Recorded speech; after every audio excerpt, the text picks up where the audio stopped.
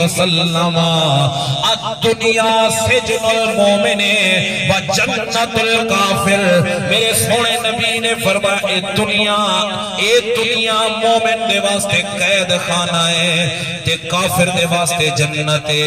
اے دنیا مومن دے واسطے قید خانہ ہے، کافر دے واسطے جنت ہے. پر افسوس ہے سڑوی دا محمد عربی دا غلام ہے، سڑوی دا آقا دا غلام ہے. یاری دنیا نہ لئی بیٹھے، یاری مال و دولت نہ لئی بیٹھے. یاد رکھو زمینہ کم نہیں آمنیاں، جائیداداں کم نہیں آمنیاں، اے دنیا کم نہیں آمنی. ہر شے تھی رہ ونجنی ہے. دنیا نال یاری نہ لا، اما اپے کو راضی کر، نماز بھی پڑھیا کر، قرآن بھی پڑھیا کر، ہر عمل تیرا کام آوے سی. یہ دنیا مومن دے واسطے چاہے قید خانہ، کافر دے واسطے جنت ہے.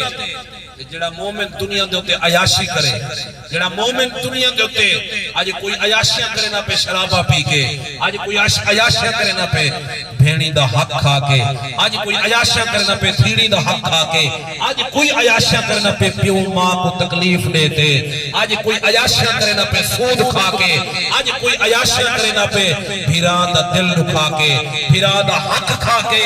یاد رکھو ایک کہیں دا حق کھوسیں، اللہ فرمائے دے اپنا حق معاف کر دے ساں، حقوق العباد کریں معاف نہ کرے ساں. آج عیاشیاں دنیا دے ہوتے شادی تھی وے کنجریاں نچا کے عیاشیاں کرنے کھڑے نے. آج اگر خوشی تھی وے نچ نچ کے خوشیاں منے نے کھڑو.